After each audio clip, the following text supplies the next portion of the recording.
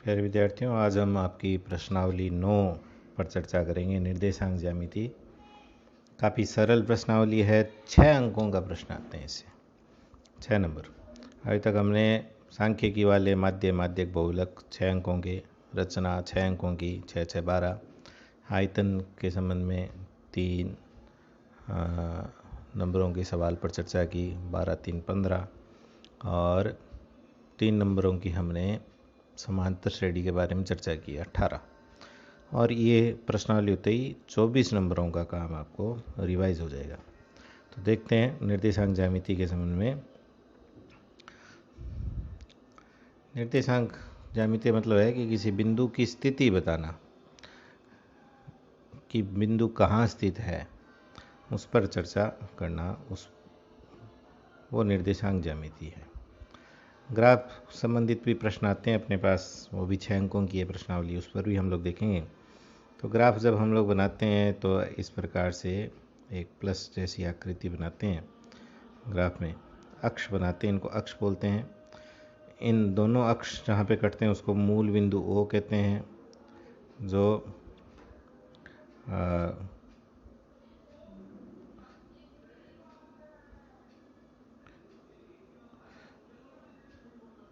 क्षैतिज रेखा होती है वो x अक्ष, और जो ऊर्ध्वाधर रेखा होती है वो y अक्ष।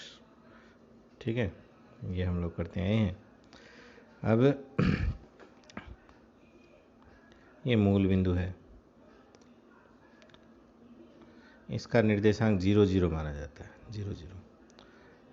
अब मूल बिंदु से ये जो y अक्ष है, y अक्ष की मूल बिंदु से दूरी जो होती है वो x अक्ष की तरफ ज्ञात करते हैं, उसको हम भुज बोलते हैं। मूल बिंदु से y अक्ष की दूरी को भुज कहते हैं। y की दूरी x की तरफ निकालते हैं हम लोग दोनों तरफ, ये भी भुज हुआ। जबकि x अक्ष की दूरी हम लोग y अक्ष के सापेक्ष निकालते हैं, कि कोई बिंदु x अक्ष से कितना दूर है उसको कहेंगे कोटि। y की वैल्यू को कोटि कहते हैं, x की वैल्यू को भुज कहते हैं। जैसे ये बिंदु A है तो इसका निर्देशांक हम लोग भुज और कोटि बताएंगे। हम लोग ये बताएंगे कि यह x अक्ष से कितनी दूर है, वो हो गई कोटि, और y अक्ष से कितनी दूर है वो भुज। पहले y अक्ष से दूरी भुज बताते हैं, यानी x का मान। भुज मतलब x का मान और कोटि मतलब y का मान।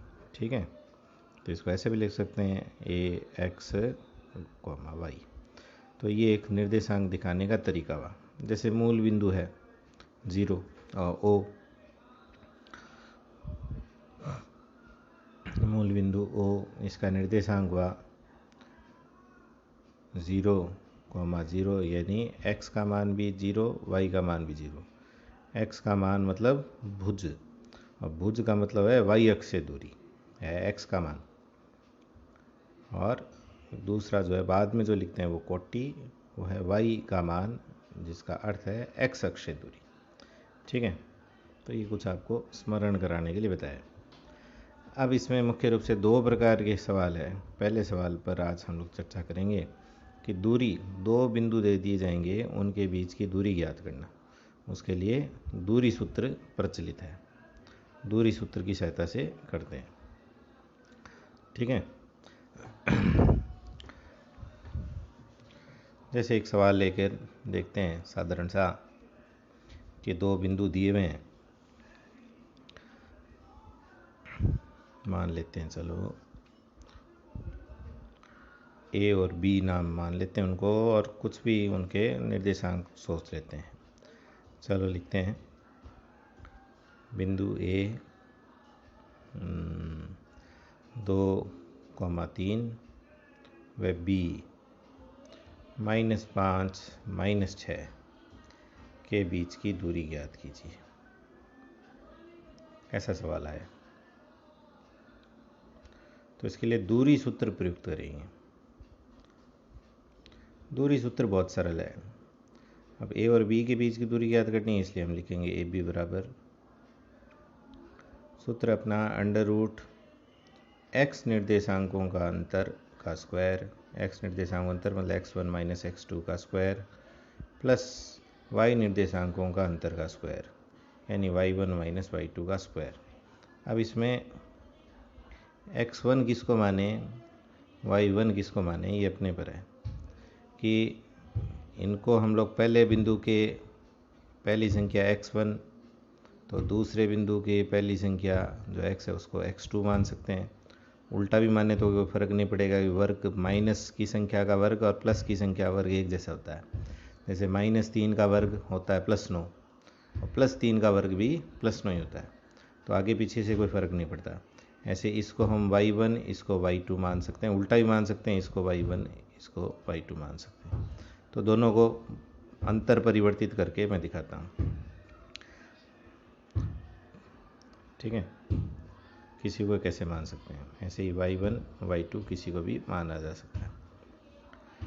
तो ये अंडर रूट, अब x1 मैं मान लेता हूँ -5 को x1 मान लिया, ये सूत्र का माइनस, x2 मान लिया पहले वाले का, आगे पीछे से कोई फ़र्क नहीं पड़ता। y1 इस बार उल्टा मान लेते हैं, इधर वाले को 1 मान लेते हैं, 3 माइनस और ये माइनस फिर से माइनस है इसलिए -6। माइनस सूत्र का था, दूसरा माइनस उसका निर्देशांक था, ठीक है। तो ये अंडर रूट है ही, -5 और -2 जुड़ गए, -7 का स्क्वायर प्लस, और ये हो गया माइनस माइनस प्लस 6 हो जाएंगे तो 3 + 6 का स्क्वायर। अब ये -7 का स्क्वायर हो गया, -7 गुणा -7 यानी +49, और ये हो गए 9 का स्क्वायर। तो 9 का स्क्वायर सीधा 81 लिख दो, चाहे एक बार आपको दिखाने के लिए 9 का स्क्वायर लिख रहा हूँ। फिर 49 + 81 तो ये हो गए 80 और 50 130। अब इसे 130 का वर्गमूल देखेंगे, पॉइंटों में वर्गमूल नहीं निकालना है, यदि वर्गमूल आधा अधूरा हो उतना करके छोड़ देंगे। तो इसका हम लोग गुणनखंड करके देखते हैं, तो 2 65 बार, फिर 3 नहीं 5 जाएगा 13 बार। तो किसी के जोड़े नहीं बने, इसका मतलब इसका वर्ग नहीं बनता है, तो इतना ही छोड़ देंगे। ये अपना उत्तर हो गया।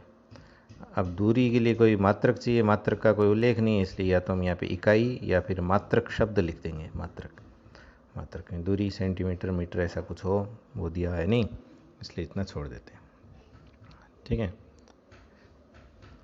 अब इसी दूरी सूत्र के आधार पर कुछ चीज़ें सिद्ध करना आती है, सिद्ध करना आता है, दूरी सूत्र की सहायता से सिद्ध करना कि निर्देशांक दे देंगे 3-4 बिंदुओं के और कहेंगे सिद्ध कीजिए ये आयत के शीर्ष हैं या वर्ग के शीर्ष हैं या समांतर चतुर्भुज, ऐसे 5-7 प्रकार के प्रश्न बनते हैं। तो उन सबको एक साथ में लिख के दिखाया है। दूरी सूत्र की सहायता से सिद्ध करना। आयत में क्या होगा कि जो 4 निर्देशांक दिए हुए रहेंगे उनमें से 2 के बीच की दूरी आपस में बराबर होगी, क्योंकि आमने सामने भुजाएं बराबर होती है, और जो विकर्ण निकालेंगे वो भी परस्पर बराबर होंगे, ठीक है। फिर समांतर चतुर्भुज में भी स्थिति है, आमने सामने भुजाएं इनमें बराबर होती है लेकिन इनके विकर्ण बराबर नहीं होंगे, इतना सा अंतर है इसमें। ऐसे वर्ग और समचतुर्भुज है, वर्ग की चारों भुजाएं बराबर, विकर्ण भी बराबर, लेकिन समचतुर्भुज में चारों भुजाएं तो बराबर होगी, विकर्ण बराबर नहीं होंगे, ठीक है। समबाहु त्रिभुज का पूछे तो सिंपल सी बात है, 3 जो भुजाएं दी हुई रहेंगी उनकी दूरियां बराबर आएंगी। समद्विबाहु में 2 बराबर आएंगी, तीसरी अलग आएगी। समकोण त्रिभुज हैं तो समकोण त्रिभुज में तीनों निर्देशांकों के बीच की दूरी निकालेंगे, जो सबसे बड़ी दूरी होगी वो सबसे बड़ी भुजा होगी, उसका स्क्वायर। अन्य जो 2 भुजाएं आएंगी उनके स्क्वायर का जोड़ बराबर आना चाहिए, जो हमने बोधायन प्रमेय आप लोग पढ़ते हैं या पाइथागोरस प्रमेय, कर्ण स्क्वायर बराबर आधार स्क्वायर प्लस लंब स्क्वायर। तो कर्ण सबसे बड़ी भुजा होती है, तो यदि मान लेते हैं कि सबसे बड़ी भुजा ए बी आए तो ये हो जाएगा AB² plus BC² plus CA², AB² बराबर BC² प्लस CA²। यदि ये सिद्ध हो जाता है तब तो वो समकोण त्रिभुज है। तो पहले अपने को AB निकालना होगा, ठीक है।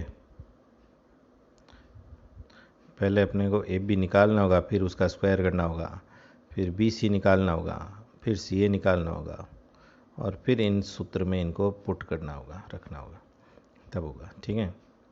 अब ऐसे ही आ सकता है, तीन समरेखीय, तीन बिंदु दिए रहेंगे और कहेंगे ये सरल रेखा में है, नहीं है।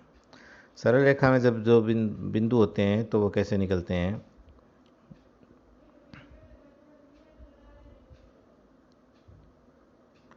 जैसे ये तीन बिंदु दिएंगे ए बी सी, तो ये तीनों सरल रेखा में तब होंगे जब दो बिंदु, जैसे पहला ए बी के बीच की दूरी और बी सी के बीच की दूरी को जोड़ें तो वो ए सी के बराबर होगा। ठीक है, तभी मैंने लिखा है कि A B plus B C बराबर ए सी, यानी दो दूरियां को आपस में जोड़ेंगे तो और वो तीसरे के बराबर आ जाए तब वो हो जाएगा। तो अब एक और हम लोग सवाल लेकर चर्चा करते हैं, देखते हैं, इसका उदाहरण लेके करते हैं।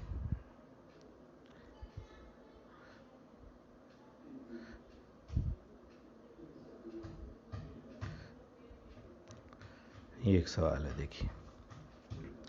सिद्ध कीजिए बिंदु माइनस दो माइनस एक माइनस एक एक 5 माइनस 2 तथा 4 माइनस 4 एक आयत के शीर्ष है।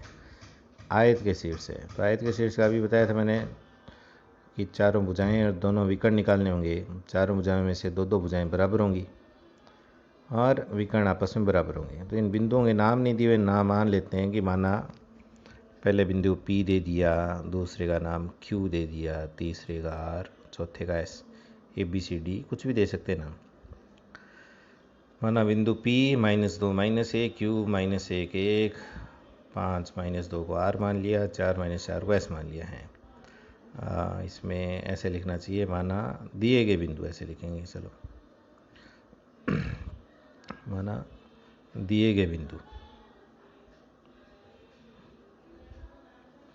बारी बारी से हम लोग इनके बीच की दूरी निकालते हैं। पहले पी क्यू निकालेंगे, फिर क्यू आर, फिर आर एस, फिर एस पी, ऐसे निकालेंगे, तब चारों भुजाएं आएंगी। पी क्यू वही एक्स निर्देशांक अंतर, आगे पीछे कैसे लिख सकते हैं, तो इसमें दोनों का एक्स दिख रहे हैं, माइनस 2 और माइनस 1, तो माइनस 2 माइनस सूत्र का और माइनस 1 अगले का एक्स, ये दोनों। ठीक है, फिर सूत्र का प्लस और वाई निर्देशांकों का अंतर करना है, तो ये y1 माइनस 1 है, सूत्र का माइनस और ये प्लस 1 है, इसलिए इसमें अलग से कोष्ठक की ज़रूरत नहीं है। ठीक है, माइनस 2 माइनस माइनस प्लस हो जाएगा, तो माइनस 2 प्लस 1 का स्क्वायर, और इधर माइनस 1 और माइनस 1 आपस में जुड़ गए, माइनस 2 का स्क्वायर। ठीक है, माइनस 2 और प्लस 1 जो होते हैं वो कितने होंगे, माइनस 1, माइनस की संख्या बड़ी इसलिए माइनस 1, मैंने सीधा प्लस 1 लिख दिया, और उसका स्क्वायर हो गया 1, और माइनस 2 का स्क्वायर हो गया 4, आपस में जुड़ गए, √5 मात्रक, ये पहली भुजा आ गई। ठीक है, क्यू और आर निकालते हैं। क्यू और आर में ये एक्स एक्स है, तो इनको आगे पीछे लिखकर माइनस करना है इनको, माइनस 1 माइनस 5 का स्क्वायर, ये माइनस 1 और ये 5, सूत्र का बीच में माइनस, ये प्लस वाई निर्देशांक अंतर 1 माइनस माइनस 2। ठीक है, यहाँ पे देखो ये बीच में माइनस सूत्र का आ रहा है, और ये दोबारा हम लोग कोष्टक में, यानी इसको मैंने ऐसे लिखा है 1, तो ये 1 है, क्यू आर का वाई, तो ये क्यू वाला ये 1 है, y1। ठीक है, फिर सूत्र वाला माइनस, फिर ये आर वाला y है -2, और फिर सूत्र वाला स्क्वायर, ऐसे, ये ध्यान रखना है, ये बीच में सूत्र के कारण से आ रहा है, और ये वो निर्देशांक के कारण से आ रहा है जो दिया हुआ है। ठीक है, आगे चलते हैं। तो माइनस, ये हो गए माइनस के 6 का स्क्वायर, प्लस ये हो गया 1 और माइनस माइनस प्लस, 2 2 और 1 3 हो गए, तो 3 का स्क्वायर हो गया। -6 का स्क्वायर अंडर रूट तो आएगा ही, बराबर भी आएगा, छोड़ना नहीं है बराबर को, अंडर रूट को। -6 का स्क्वायर 36, प्लस का 3 का स्क्वायर हो गया 9, 36 और 9 हो गए 45, अंडर रूट 45। 45 के टुकड़े करें तो 3 3 9, 9 गुणा 5 45, 3 3 के जोड़ा बन गया, इसलिए 3 बाहर आ गया, ये हो गया 3 अंडर रूट 5 मात्रक। ये हो गई भुजा क्यू आर। पी क्यू निकाल ली, क्यू आर निकाल ली, अब आर एस की बारी।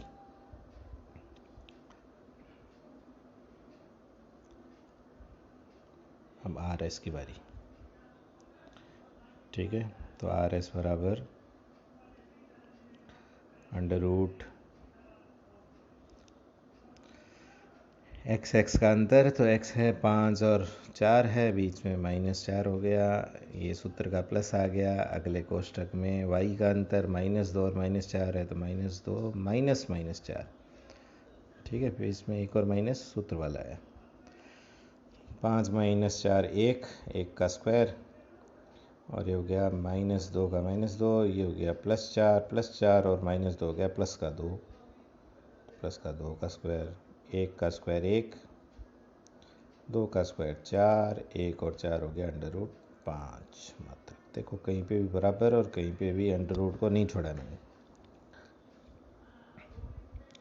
चौथी भुजा पी क्यू हो गई, क्यू आर हो गई, आर एस हो गई। अब एस और पी, पी क्यू हो गई, क्यू आर हो गई, आर एस होगी। अब एस और पी निकालते हैं, सूत्र वही होगा, अंडर रूट एक्स निर्देशांकों अंतर का स्क्वायर, तो ये हो गया 4 और उधर है -2, तो ये कोष्ठक में 4 माइनस सूत्र वाला और -2 x2 का मान, ये अंडर रूट, ये प्लस स्क्वायर हो गया, फिर प्लस सूत्र वाला। y का अंतर देखना है, तो इधर -4 है, इधर -1 है, तो -4 हो गया y1, माइनस सूत्र का y2 है -1, इनका हो गया स्क्वायर, ठीक है। बराबर अंडर रूट 4 का 4 माइनस माइनस प्लस 2 हो गया, 4 और 2 6 का स्क्वायर हो गया, प्लस ये हो गया माइनस माइनस प्लस 1, तो ये हो गया -4 और +1 -3, तो -3 का स्क्वायर हो गया। ये हो गया 6 6 36, -3 गुणा -3 हो गया प्लस का 9, 36 और 9 हो गए 45 अंडर रूट में, और अभी 45 का वर्गमूल किया था 3 अंडर रूट 5 मात्रक। तो दिख ही रखा है, दो दो भुजाएं आपस में बराबर हो गई, आमने सामने मान लेते हैं, दो दो भुजाएं बराबर हो गई। अब विकर्ण और देखनी होगी, क्योंकि समांतर चतुर्भुज में भी ऐसे ही होता है। अब विकर्ण बराबर हो गए तब तो आयत है, अब विकर्ण बराबर नहीं आए तो समांतर चतुर्भुज है। अब विकर्ण निकालेंगे, विकर्ण कौन से होंगे,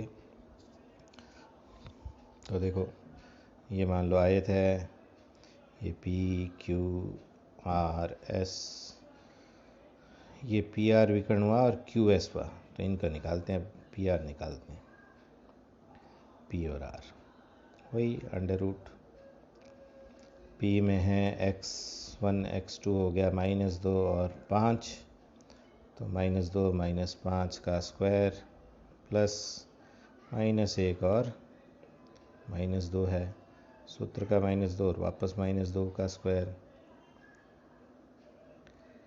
ठीक है। -2 और -5 हो गए -7 का स्क्वायर, प्लस -1 है ही, और माइनस माइनस प्लस 2 हो गया, तो +2 यानी 1 का स्क्वायर हो गया।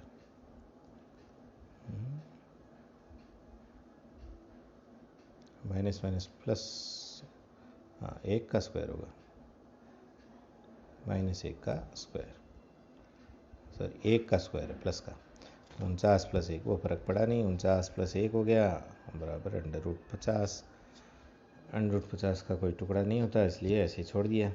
हाँ हो सकता है 25 गुणा 2,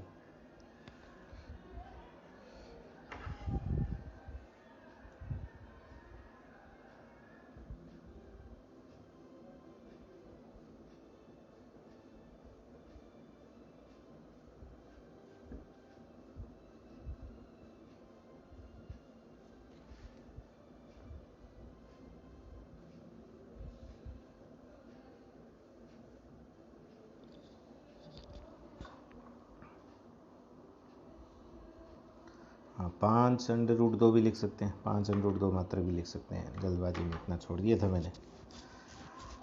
ठीक है, दूसरा विकर्ण भी निकालते हैं, वो भी √50 या 5√2, कि 50 का टुकड़ा होता है 25 × 2, 25 का वर्गमूल हो गया 5।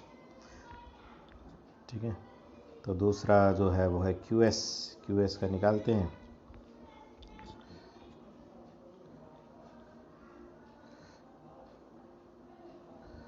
QS का भी निकालते हैं तो उतना ही वापस ला के छोड़ दिया मैंने, ये QS निकाला वो उतना का उतना इस तरह आ गया। इसको भी 5√2 लिख सकते हैं। अब इसमें देखें कि दो भुजाएं आपस में बराबर हो गई, क्योंकि भुजा PQ का भी √5 आया था और RS का भी √5 आया। PQ बराबर RS और भुजा QR बराबर आई थी भुजा SP के, 3√5 आए थे।